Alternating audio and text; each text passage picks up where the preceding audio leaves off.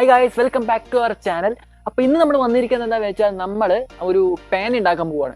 ഈ പേന എന്ന് പറഞ്ഞാൽ സാധാ പേനയൊന്നുമല്ല. ഈ പേന നമ്മുടെ ഫോണിൽ ഉപയോഗിക്കാൻ പറ്റിയ പേനയാണ്. നമ്മൾ പണ്ട് സാംസങ്ങിൻ്റെ നോട്ടൊക്കെ ഇറങ്ങിയ സമയത്ത് അതിൻ്റെ ഒപ്പം ഒരു പേനയും കൂടി വന്നിട്ടുണ്ടായിരുന്നു. ഈ പേന വെച്ച് നമുക്ക് പടം വരയ്ക്കാം, എഴുതാം, എന്തും ചെയ്യാം.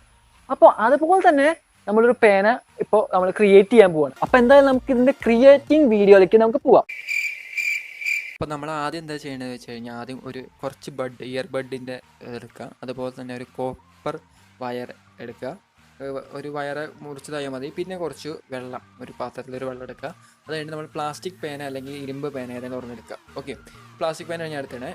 അത് കഴിഞ്ഞിട്ട് നമ്മളൊരു ബഡ് എടുക്കുക. ആ ബഡ് എടുത്തിട്ട് നമ്മൾ എന്ത് ചെയ്യണം, അതിൻ്റെ ഒരു എഡ്ജിൽ നമ്മൾ ഈ കോപ്പർ വയർ, നമ്മളിപ്പോൾ എടുത്തേണ കോപ്പർ വയറിൽ നിന്ന് ഏതെങ്കിലും ഒരു 2 കോപ്പർ വയർ എടുത്ത് ചുരുട്ടിയിട്ട് അതിൻ്റെ ടിപ്പിൽ നമ്മൾ നേരെ അത് റൗണ്ട് ചെയ്യുക. എന്ന് പറഞ്ഞാൽ ടിപ്പായിട്ട് ഈ കോട്ടണായിട്ട് ആ നമ്മുടെ വയറിന് കണക്ഷൻ വേണം. അതൊക്കെ നമ്മൾ അതൊന്ന് ചുരുട്ടി വെച്ചിട്ട് നമ്മൾ നേരെ നമ്മുടെ പേന എടുക്കുക.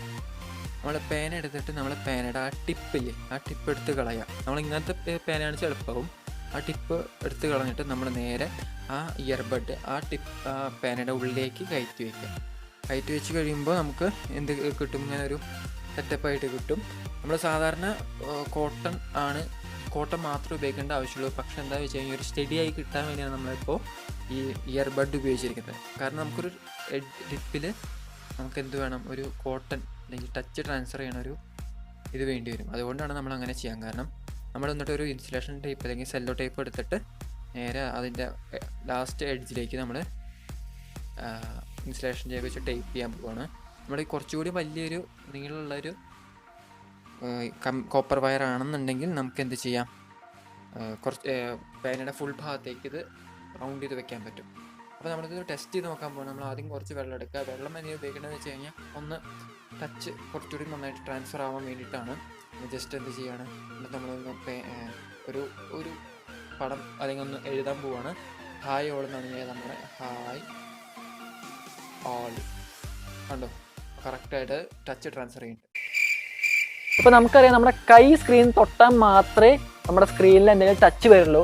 അല്ലാതെ നമ്മൾ വേറെ എന്ത് ഒബ്ജക്റ്റ് കൊണ്ട് നമ്മൾ ചെയ്ത് കഴിഞ്ഞാലും അതിൽ ഒന്നും ടച്ച് ആവില്ല. അതെന്തുകൊണ്ടാണെന്ന് വെച്ചാൽ നമ്മുടെ കയ്യിലുണ്ടാവുന്ന ഇലക്ട്രിക് ആയിട്ടുള്ള സിഗ്നൽസ്, ഇലക്ട്രിക് സിഗ്നൽ എന്ന് പറഞ്ഞാൽ കുറച്ച് ഇലക്ട്രിക് ഇമ്പൾസ് ഒക്കെ ഉണ്ടാവില്ലേ, ആ സാധനം നമ്മുടെ സ്ക്രീനിലേക്ക് വരുമ്പോൾ അതാണ് അത് സെൻസ് ചെയ്യുന്നത്. പക്ഷെ ബാക്കിയുള്ള സാധനങ്ങൾക്കൊന്നും ആ ഇലക്ട്രിക് ഇമ്പൾസ് കണ്ടക്ട് ചെയ്യില്ല. അപ്പോൾ നമ്മുടെ കയ്യിലുള്ള ഇലക്ട്രിക് ഇമ്പൾസ് ഈ കോപ്പർ വഴി നമ്മുടെ സ്ക്രീനിലേക്ക് ട്രാൻസ്മിറ്റ് ചെയ്യാൻ ചെയ്യണേ. എന്നിട്ട് ആ ഭാഗത്ത് ടിപ്പിലുണ്ടാവുന്ന ഏതെങ്കിലും ഒരു റബ്ബർ അല്ലെങ്കിൽ എന്തെങ്കിലും കോട്ടൺ പോലത്തെ ഒരു ഇന്നർ സർഫസ് വെച്ചിട്ട് നമുക്കത് അതിലേക്ക് ടച്ച് ചെയ്യിപ്പിക്കാൻ സാധിക്കും. അപ്പോൾ എന്തായാലും നിങ്ങൾ വീട്ടിലൊന്ന് ട്രൈ ചെയ്തൊക്കെ. ഇപ്പോൾ ലോക്ക്ഡൗൺ ഒക്കെ ആയതുകൊണ്ട് സ്ഥിതിക്ക് പടമൊക്കെ നമ്മുടെ മൊബൈൽ തന്നെ വരച്ചെടുക്കാൻ നമ്മുടെ കൈയുടെ ആവശ്യമില്ല. ഈ പേനോട് ഉണ്ടാക്കിയിട്ട് അങ്ങോട്ട് ചെയ്യുക, അത്രേ ഉള്ളൂ. അപ്പോൾ നിങ്ങൾക്ക് എൻ്റെ ഈ ചെറിയ വീഡിയോ ഇഷ്ടമെങ്കിൽ ലൈക്ക് ചെയ്യുക, ഷെയർ ചെയ്യുക, സബ്സ്ക്രൈബും ചെയ്യുക. അപ്പം മറ്റൊരു വീഡിയോ കാണും വരെ ഗുഡ് ബൈ.